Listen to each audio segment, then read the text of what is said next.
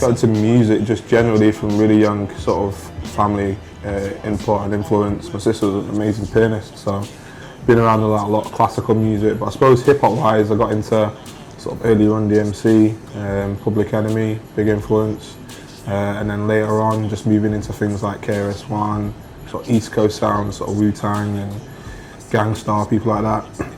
And I guess it was only when I got sort of moved to Edinburgh that I kind of was like, I wanted to maybe take it a bit more seriously, sort of do stuff myself. So I've been doing music for a while, so I've done quite a few big shows. I was fortunate enough to do Tina Park. That was a big gig, but I'd say the biggest in sort of numbers was probably Big Chill Festival. So I was touring with Hexstatic. I was on their album a few years ago, and they did the main stage on sort of the main day. I think it was a Saturday, and it was like, I don't know, 10, 15,000. So that was immense, sort of as far as you can see out.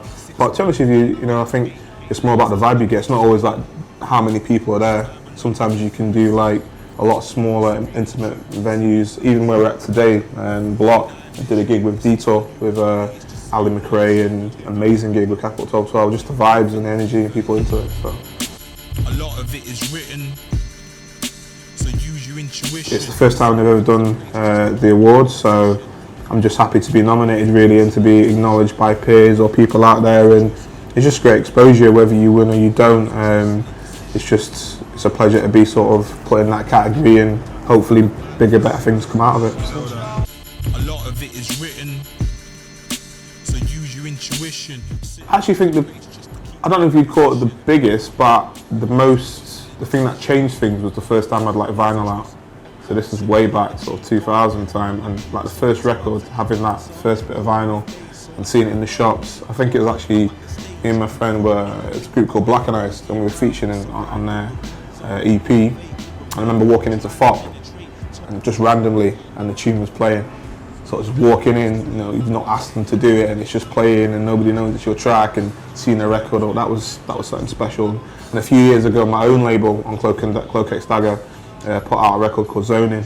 So doing that from the beginning, promoting it, finding out how to get them manufactured at the vinyl and distribution and all that, having that going from start to finish, that was kind of a big thing for me.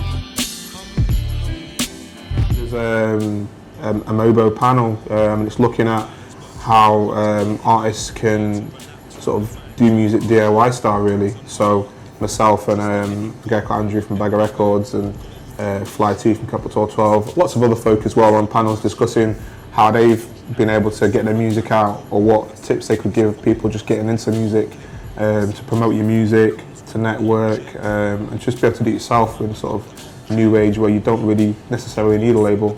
You can get out and get your own fan base and everything else. You must engage, or there's really no contest. Focus. I mean, a lot of people have got various reasons why they think it's here. Do you know what I mean? Whether that's an economical thing, or they are, genuinely looking to spread out. I think regardless of what that thing is, it's a good thing because it's exposure, and it gives artists who are involved in urban or black music, whatever term you want to call it, it's giving them a chance to be heard and just exposure really. So it's a good thing, and sometimes people get too much into the ins and outs of what effect this or that's happening, but it's what you make out of it. It's how you take the opportunity and then run with it.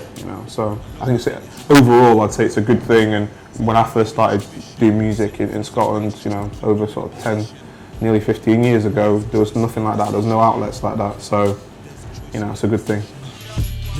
But there's a choice in the decision.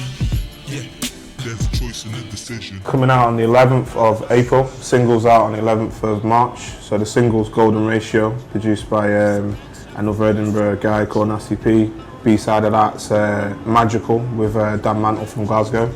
So I'm looking forward to getting that out. And then the album a month later, From All Angles, features loads of guys, producers from around the world like Starkey, so Ninja Tune, Poirier.